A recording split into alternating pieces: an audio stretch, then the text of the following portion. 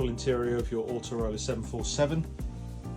You have the kitchen area off to the right here by the door, the control panel that controls the majority of the electrics within the van. You then have your shower and toilet through this door here, and then over at the back you have a rear lounge area that also converts into a king-size bed. This is the control panel that controls most of the lights and systems within the van.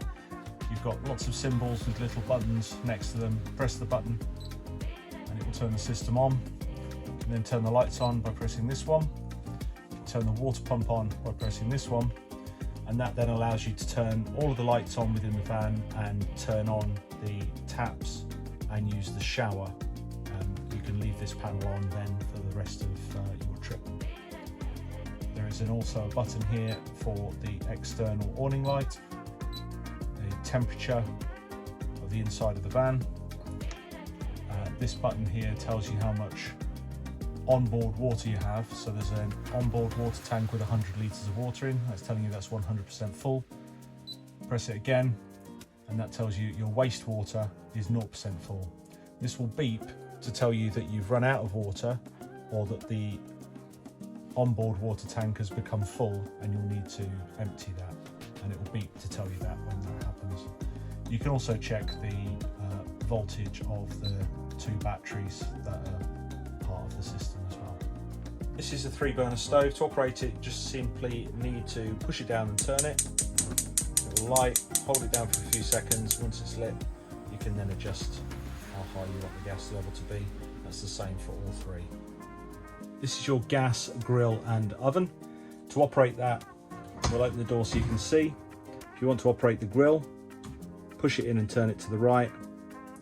Hold down the igniter and you'll see the grill is lit. Let go after a few seconds, it will stay lit for you. That is your grill. To operate it as a gas oven, turn it off and turn it to the left. Same thing, hold it down for a few seconds to make sure it's lit and let go, and then adjust to your desired gas mark. Most food packaging has your gas marks as well as your centigrade and Fahrenheit these days. And turn it to the top, turn it off, make sure it's gone out, and that's your oven. It's your kitchen sink, just like at home. Lift it and turn it left or right for hot and cold. As you can see, all of the cabinets have under cabinet lighting, and you press a small button there to turn those on and off. Also up here is a 3-pin plug for when you are in an electric hookup mode. That does not work when you're not got electric hookup. This is your wardrobe. All of these small push buttons are operated by pressing them in and then simply pulling it open. In here you have a gas, electric kettle and a toaster, as well as your fire extinguisher, fire blanket and a small first aid kit. There's also some space at the top to hang your coats and a fold out table for the rear lounge. The heating and air conditioning controls are located at the back of the van. They are on the wall here to the right. There's also some light switches and 12-volt socket there. The one on the right is the heating controls.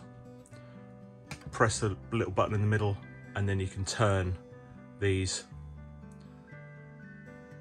The one on the left, press the middle again, you can adjust the temperature to your desired heating temperature. Press the button again to confirm. Then you need to select how you want the van to heat. So you go over to this icon here, the little gas and electric symbol. Press again. At the moment you can see it's on gas. You've got a selection of mix, which is gas and electric. The difference between 1 and 2 is just the amount of power that it draws from the campsite.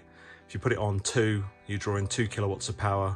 It might be a little bit too much for the plug on site, and that could cause that to trip out. There will be a little reset switch on your plug on your campsite, and that can just simply be reset and then turn it down if you're drawing too much power.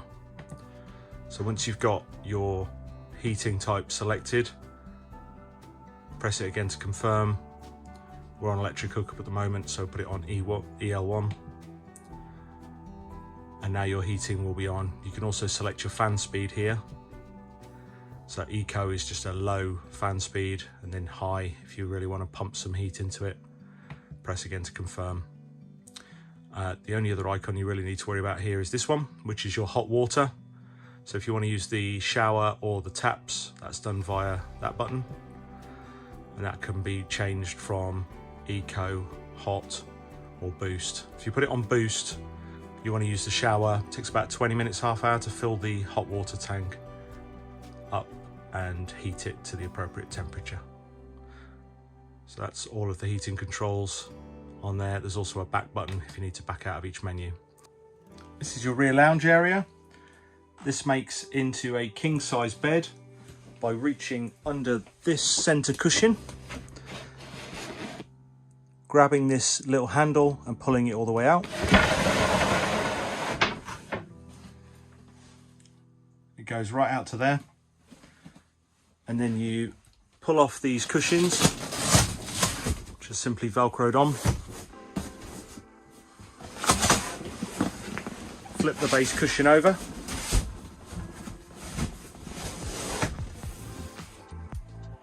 Into that configuration. Do exactly the same with the one on the other side. Fit your king size sheet, and there's your king size bed. As you can see, you've got plenty of storage in the cupboards at the back. To open each of these, you need to grab the handle, pull it down towards you, and then pull it out, or it will not unlock. You won't be able to open it. See, some of them have got shelves in, like so. And just push it down, push it to, and it will click. To use the windows in the van, you've got a number of options. Each of the little catches has a button in the middle. Press the catch in, turn it. The one on the back here has 3. Some of the ones on the side have 4. And once you've undone all of those, you'll see it's free to push. You just push it out to where you want it. To prevent flies getting in at the top, there's a fly screen you can pull down. This one simply clicks on to the middle, and then at night time, push these 2 in and slide it up to where you want it, and go all the way to the top to keep the light out. These are just decorative, don't need to use their blinds at all. The one on the side is exactly the same in its operation, apart from when you pull the fly screen down, it connects at each end, like so, and you need to connect both sides by pushing it down and making sure this catch is engaged, and then the same to close it. The back of the van here, you've got a roof light that you can open. It's as simple as reaching up, pressing in this big button, pulling the handle down, and sliding it along to open the light up. You can have it on this wide open. There's a possibility that it might rain. You can use one of these 2 notches to lock it into, like so. And then you have a nighttime shade or a fly screen that you can also use to cover that up. This is the bathroom. To use the toilet, lift the lid up here.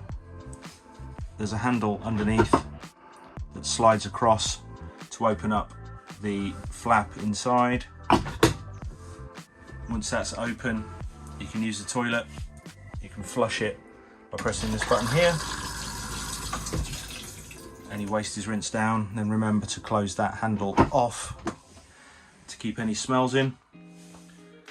And here is your sink and shower area.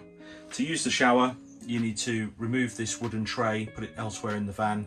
That exposes the shower tray, which then gives you access to the shower screen, which is held on with these little rubber catches. Pull those off, fold out this screen, and it magnetically attaches to this rail here. To use the sink, it's a 2-in-1 shower sink combo. Simply turn the water on with the handle, put it in shower mode, press the button on the top, like such. And when you're using it as a shower, this pulls out and attaches up onto the wall up here, and that gives you your shower. Now for the electric drop down bed at the front of the van. You can see it's suspended here in the ceiling. There's two buttons just here. Press the bottom one to bring it down, press it and hold it all the way. Just make sure that there's nothing on the tables that might be fouled by the cupboards as they come down, and that the TV is away whilst you're doing that. Under the edge of the bed, if you lift the mattress up, which comes with the mattress protector again, there is a net. These little catches that attach to the ceiling all the way around to make sure that you don't fall out in the night. And there's also a ladder which attaches on to the edge of the bed, like so. Tucks right up against the edge of the sofa there. The door is operated with the use of this handle here. Simple as that. And at night time, if you push it up, and whilst you're driving the van, you can lift it up and that locks it so that nobody can get in from the outside. It's also advisable that whilst you're driving, to pull this screen across it, just in case anybody was to fall against that whilst driving. It's advisable to get up whilst driving, but obviously people will do it. If you were to fall against this handle, you could fall out of the van whilst it was going along. There is also a bin here which lifts up. There's a little fold out plastic bit, pull that up, insert a bin bag from underneath, press it back down so that these catches all engage, and that's your bin. You also got some light switches here that operate the switches in the front of the van, and over here is the television unit. Simply pull on this handle and it will eventually start coming up on its own. Back of the van here you have carbon monoxide alarm, which is tested regularly. You don't need to do anything with it, just be conscious that if it does go off, you need to get out of the van, as there is a carbon monoxide been detected within the van. Also over on here there is a fire alarm, same thing with that. It may go off if you burn something in the oven, of course. Your front dinette area is also where your passengers might be seated. There is two seat belts here with the buckle down this side, and the buckle for the other one will be just down the side of that cushion down there. The window on this side is exactly the same. The only thing to think about is this security feature here. If you are using the boiler at all, so the hot water or any part of the heating, you can't have this window open, as that's where the exhaust for the gas boiler is. So it will not work if this window is open. It's just a security, more of a safety device to prevent carbon monoxide poisoning. So if you're hiring the van during the winter months, it is possible to have a problem whereby all of your water is dumped out the bottom of the van. That's because the boiler under this seat has a safety feature for the heating system. So if you pull the cushion off, which is just velcroed on the back, lift this seat up, which is on a hinge, and there is a small blue lever down there. Now on the back of that there should be a little button. If that button is poking out, then this little valve has triggered, and what that does is it dumps all of the water out the bottom of the van to prevent the boiler from freezing in cold weather. As long as you're using the van and the heating and you're in it and it doesn't drop below 4 degrees, it should be fine.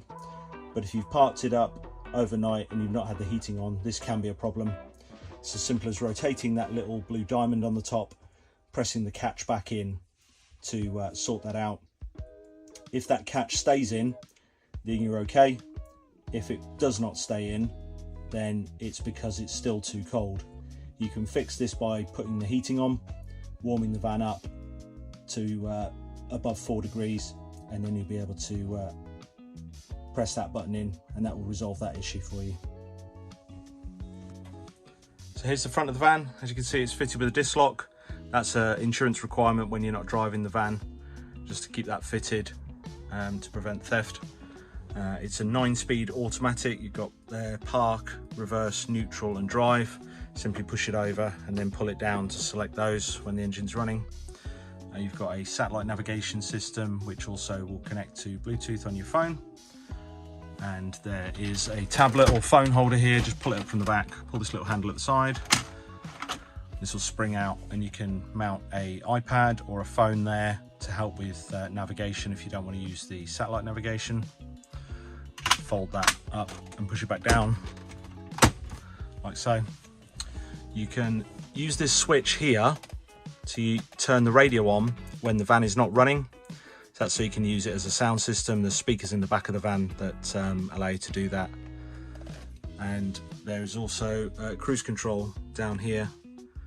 Just simply need to twist this stalk to the top for cruise control, bottom for speed limit, and then hold it up to hold your selected speed, and that will allow you to use the cruise control.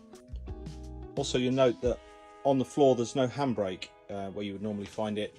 That's because it's located down this side of the van, just to keep it out of the way so you can walk between the seats. You've also got some nice armrests here that you can pop down just for a little bit of extra comfort. Right, to operate the van you need the keys. This is your habitation key, and then you have your van key. This has central locking, but it only operates those 2 front doors. To open this door and all the other doors on the van, you need this habitation key. Simply insert it left and right to lock and unlock this door. You can also use it on all of these lockers. So you put it in, turn it all the way left, and turn it all the way right again, remove the key, and then you can turn this 108 degrees, and that's how you open the lockers up. This one is your gas locker. To turn the gas on and off, use this valve at the top. It's marked open and closed, so you know which way to turn it. It's open at the moment, so I'll turn it to the closed position. It must be in that position to drive the van, as it's illegal to have a open gas bottle whilst you're moving. To close up the lockers, it's the opposite. Turn it 180 degrees, you'll feel it lock, and then press this until it clicks. If it doesn't click, it's because you probably didn't lock it back when you undid it. You just need to put the key in again, turn it back to the right, and then press it in, or give it a little twist a bit more to the right and press it in again, and that should then stay shut. So here's your diesel and AdBlue flap. You need to use the central locking van key in the diesel, and the AdBlue is just a twist like so if you need to top up the AdBlue at any point. All around the front of the van. The main thing to worry about with these is just the width of the mirrors. As you can see, they stick out quite a bit more than the van, so be conscious on small lanes. Just take everything slow and methodical. Give everything plenty of room, and if there's a big vehicle coming along, just pull over and stop and let it get past you. That's the easiest way to deal with things if you're worried about going down tight lanes, etc. The front of the van is just a normal van, as you can see. It's a low profile, so it doesn't have the large bulbous area at the top. Makes it a little bit shorter. This is 3 meters in height. If you need to know about the heights, widths, etc., that's located in the driver's sun visor. Here is the exhaust for the heating system, which I mentioned earlier, that if this window is open, you can see the proximity to that, why the heating system won't work, just as a safety feature. There's a locker down here, which opens in the same way as the gas locker I've already showed you. And just below that, you'll see this black handle. That's in the open position at the moment. That is your wastewater dump, so your grey water. So what you need to do when you're on site, when the system starts beeping at you to say that the wastewater is full, that's the red lit wastewater on the control panel. You filled up your wastewater tank. There will normally be a drain point somewhere on your pitch or on your site that you can drive to, park the van over that and pull this handle all the way out. Once all the water's been emptied, you simply push that handle back in, like so, and that will close that off and stop the water running all over your pitch whilst you park back on it. fill up the water, just need to open this flap here, use the same habitation key to undo the water, give it a twist, get it out of the way. We include a hose which I'll show you in the back of the van. Simply feed that into the water hole, turn it on with whatever water supply that you have on site, and fill that up until water runs out of here, turn it off and refit. This is your toilet cassette emptying point. Same key again, in here, turn it, push that in, push the top one as well, and then the door will open. To get the cassette out, push this little blue flap up at the bottom and then pull it. Then take this to an Elson point, which should be on your campsite somewhere. It's somewhere where you can empty your toilet contents. Move this up, undo this, place this somewhere safe so it doesn't go down the toilet. And then there is a button here that you can press that lets air into this so that when you tip it, it doesn't chug. Tip that in, fill it up a couple of times from the supplied hose at the Elson point, and just keep rinsing it until it's completely clear. And then you need to fill it up again with this blue chemical. As you can see, I've just filled it for you. Add a few litres of water from your flush button on the inside once this is back in, and to refit it, simply push it back until it clicks. It's worth noting that if you haven't closed the flap inside, that will not come out, so make sure that the toilet flap is closed before you try and remove that, or you can damage it. Right, this is the rear locker. I've already opened it to show you. As you can see, it lifts up like this. There is a catch on the left here to hook that up. And inside there are 4 chairs, and also there is another identical locker on the other side, so you can access the storage from both sides. There's a little light on the right hand side should you need to light it at night, and you'll also have your electrical cable stored in there. It's a useful area to keep any bulky items that you take in with you. As you can see, we've got a 4x bike rack fitted to the back of the van. To use that, you just need to lift these out of the way, pull the bike rack down, and then fold these clips in out of the way. Fit your bike. You can adjust the angle of these by undoing these, and that will allow you to make sure that the bike doesn't hit the window or the back of the van in any way. And you can secure it to the frame of the bike using these, which simply feed through these little red clips and tighten up like a cable tie. Do that one first, and then secure the wheels, one through each, with these in the same manner.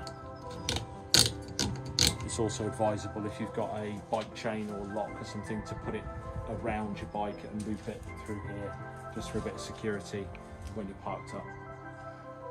This is your electric hookup reel. As you can see, we supplied it here. There's 2 ends to it.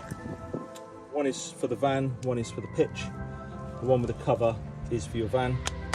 To plug that in, lift this flap up, fold that up, make sure that goes above, and just simply push it in until it clicks. Process to remove it, there is a little black toggle to the left there, press that down, pull it out. We also supply an adapter for this end of the plug, which plugs in like so. That allows you to plug it in at home if you want to use the fridge overnight to get it cool, etc. before you go. But most sites don't require that to plug it in. Most sites' power supply will just be this 3-pin option.